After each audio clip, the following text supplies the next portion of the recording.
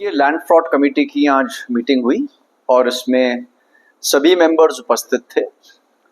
इसमें पिछले जो 7-8 महीने में शिकायतें अलग अलग स्तरों पे प्राप्त हुई, जिससे लगा कि ये लैंड फ्रॉड के मामले हो सकते हैं।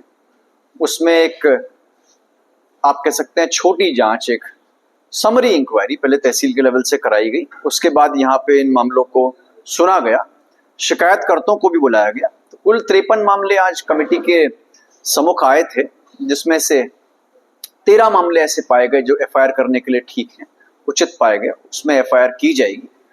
उसके अलावा कुछ मामले ऐसे थे जिसमें थोड़ा और हमें जांच की आवश्यकता है या और कुछ साक्ष्यों की आवश्यकता है। विशेषकर आज उन मामलों में एफआईआर हुई है जहां पे धोखाधड़ी तो हुई ही है, लेकिन जिन मामलों में ऐसे लोग जमीनों का व्यापार कर रहे हैं जो कागजों में कहीं भी नहीं है, उनका कोई एग्रीमेंट नहीं है, लेकिन सारे ट्रांजैक्शंस वही करा रहे हैं जो वैसे भी इलीगल है।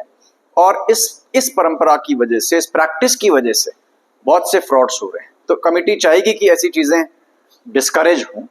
साथ ही साथ मैं मीडिया के माध्यम से अवगत भी कराना चाहूंगा कि जो हमारे क्रेतागण हैं, जो भी जमीन खरीदते हैं, एक बार जरूर उस भूमि की ड्यू डिलिजेंस करवा लें, एक बार उसकी पुख्ता जांच करवा लें, संबंधित लेखपाल से पूछवा लें या तहसील से पूछवा लें, सब रजिस्ट्रार ऑफिस में जाके उसके 10 साल के एग्रीमेंट्स हैं वो चेक करवा लें।